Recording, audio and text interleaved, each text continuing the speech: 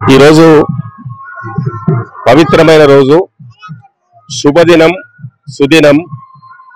ఈ రోజు కల్వకుర్తి నియోజకవర్గంలో అనేక గ్రామాల్లో అమ్మవారి దేవాలయాలు గాని, ఈ రోజు కొట్లలో లక్ష్మీ చెన్నకేశ్వర స్వామి దేవాలయ నిర్మాణంతో పాటు విగ్రహాల ప్రతిష్ట గత 2 రోజుల నుంచి ఈ కార్యక్రమం చాలా బ్రహ్మాండంగా గ్రామస్తులందరూ కూడా, కుల పెద్దలందరూ కూడా కలిసికట్టుగా నిర్వహించుకోవడం జరుగుతుంది.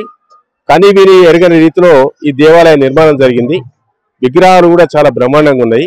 ధ్వజస్తంభ ప్రతిష్ట కూడా జరిగింది. ఇది ఆధ్యాత్మిక కార్యక్రమానికి ఇది ఒక సూచన. ఈ గ్రామంలో చెన్నకేశ్వర స్వామి ఈరోజు ప్రతిష్ట చేయబడ్డారు. అదేవిధంగా ధ్వజస్తంభ ప్రతిష్ట జరిగింది. ఈ గ్రామానికి రాబో రోజుల్లో మంచి రోజులు రావాలని చెప్పి భగవంతుని ప్రార్థిస్తా ఉన్నాను.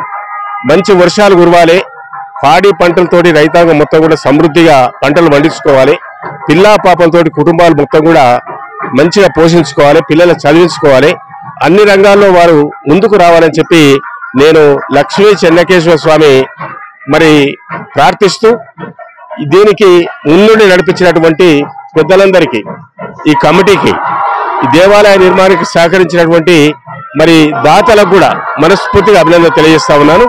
అదేవిధంగా మీ టీవీ కూడా అభినందన తెలియజేస్తా ఉన్నాను. ప్రస్తుతం మనం మాజీ ఎమ్మెల్యే జయపాల్ యాదవ్ గారు ఉన్నారు. బీఆర్ఎస్ నాయకుల్లో ఒకరి మీద ఒకరు ఆరోపణలు చేసుకున్న సందర్భం. సార్, మీ పార్టీలో మీ నాయకులు ఒకరి మీద ఒకరు ఆరోపణలు చేసుకుంటున్నారు, దీన్ని మీరు ఎలా చూస్తారు? ఏమైనా రాజకీయంలో ఇది సహజం, చివరికి సర్దుకుపోతాం. నీళ్ళ మీద దెబ్బ కొడితే కొద్దిసేపు నీళ్లు మొత్తం ఒకటే అవుతుంది. ఓ కుటుంబంలో మనస్పర్ధ వస్తే కొన్ని రోజులకు సమస్యపోతుంది, మళ్ళీ కుటుంబం మొత్తం ఒకటే అవుతుంది. అది రక్త సంబంధం. ఇక పొలిటికల్ విషయానికి వస్తే, ఇప్పుడున్నటువంటి ప్రస్తుత పరిస్థితిలో ఈ రోజు పరిపాలన అస్తవ్యస్తంగా ఉంది. ప్రజలకు ఇచ్చినటువంటి వాగ్దానాలు, గ్యారంటీలు మొత్తం కూడా ఫెయిల్ అయిపోయినాయి. ఎక్కడ కూడా అమలు చేయడం లేదు. ప్రజలు మొత్తం కూడా ఈ రోజు చాలా బాధపడుతున్నారు. ఓట్లేసి గెలిపించిన తర్వాత మాకు ఇచ్చినటువంటి హామీలు తుంగలో దొక్కిరు, మాకు ఇచ్చినటువంటి గ్యారంటీలు మొత్తం కూడా అమలు చేయడం లేదు, మేము మోసపోయి ఓటేసామని చెప్పి ప్రజలు మొత్తం కూడా భావించడం జరుగుతుంది. ప్రతిపక్ష హోదాలో ఉంటూ ప్రతిపక్షంలో ఉండి ప్రభుత్వాన్ని ప్రశ్నించే ఆ కోణంలో కాకుండా మీ మీద మీరే విమర్శలు చేసుకుంటున్నారు, దీన్ని ఎట్లా? అది సహజమండి. ఒక కుటుంబంలో ఒక తండ్రికి పుట్టే బిడ్డలైనా అప్పుడప్పుడు కలయించుకుంటారు, మళ్ళీ ఒకటైపోతారు. ప్రతిపక్ష పాత్ర మేము చాలా గట్టిగా పోషిస్తున్నాం. కాంగ్రెస్ వైఫల్యాలను, ప్రజా వ్యతిరేక విధానాలను మేము గట్టిగా వ్యతిరేకిస్తున్నాము. ఎక్కడికక్కడ మొత్తం కూడా ఈ ప్రభుత్వానికి బుద్ధి వచ్చే విధంగా మేము కార్యక్రమాలు చేపడుతున్నాం. కాంగ్రెస్ పార్టీ ప్రకటించిన 6 గ్యారెంటీలు ఇప్పటి వరకు అన్ని అమలు అయినాయని వాళ్ళు చెప్తా ఉన్నారు. ఇప్పటికీ అవి అమలు కాలేదు, కాలయాపన చేస్తున్నారని మీరు చెప్తున్నారు, దీని ఎట్లా? కాంగ్రెస్ పార్టీ ఎన్నికల ముందు 6 గ్యారెంటీలు బుక్కులు కొట్టి ఇంటింటికి పంచారు. 6 గ్యారెంటీల్లో అర గ్యారెంటీ కూడా అమలు చేయలేదు. ఒక ఉచిత బస్సు పెట్టిరు, అది కూడా బస్సు సరిగా లేవు. అదేవిధంగా 5 గ్యారెంటీల్లో ప్రవేశపెట్టిరు, మధ్యన మానుకున్నారు. ఎగ్జాంపుల్ తీసుకుంటే రైతు భరోసా, ఎగ్జాంపుల్ తీసుకుంటే రుణమాఫీ, ఎగ్జాంపుల్ తీసుకుంటే ప్రతి ఒక్కటి కూడా ఈరోజు ప్రభుత్వం ఏదో ప్రజలు మళ్ళొకసారి మోసం చేయడానికి ప్రయత్నం చేస్తుంది.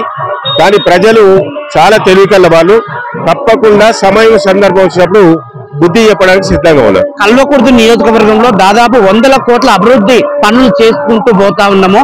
బీఆర్ఎస్ నాయకులకు ఎందుకు కనిపించలేదని పదే ఆరోపణలు చేస్తున్నారు. బీఆర్ఎస్ నాయకులే కాదు, ప్రజలు కూడా కనపడతలేవు.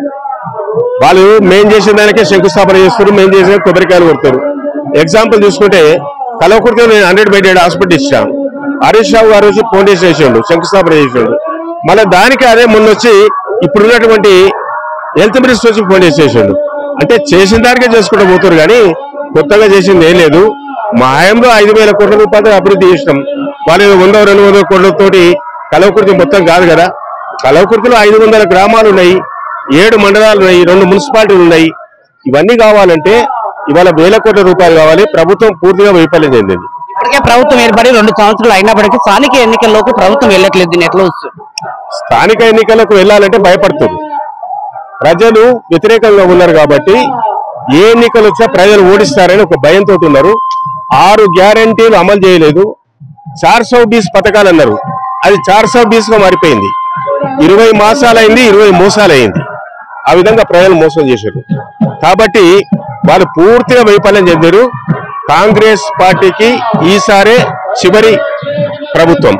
చివరే చెప్పండి, ప్రజల్లోకి మీరు ఎలాంటి విషయాలతో వాళ్ళని బలోపేతం చేయడానికి ప్రయత్నం చేస్తారు భవిష్యత్తులో? మేము కాంగ్రెస్ పార్టీ ఇచ్చేటువంటి హామీల మీదనే మేము ప్రజలకు వెళ్తాము, ప్రజలకు విడమర్చి చెప్తాము, ప్రజలు చైతన్యం చేస్తాము. తప్పకుండా హామీలు నెరవేర్చే వరకు వాళ్ళ వెంబడి పడతాం.